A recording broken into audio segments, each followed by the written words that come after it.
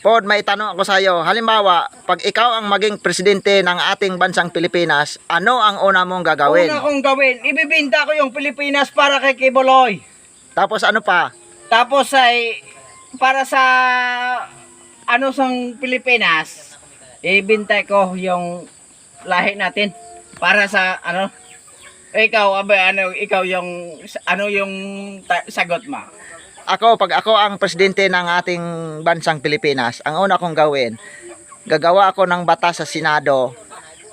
Pag edad mo ng 18, kailangan tutuliin ka. Lahat na lalaki kailangan tutuliin. Pag hindi tuli, ikukulong.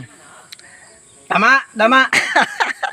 Kasi si Kristo nga si Kristo 8 araw pa lang siya pinanganak, tinuli na si Kristo Nasa Lucas chapter 2 and verse 21 yon. Si Kristo tinuli nga tayo pang mga tao. Lahat na mga lalaki pag edad ng 18 pataas kailangan tuli. Pag hindi tuli, hulihin at ikulong. Abong support iya sa aton. Abong sabat ko akon. Abong support iya sa aton. Di ba mo sa gasas abong support sa aton. Iya sa Tigbawan abong support.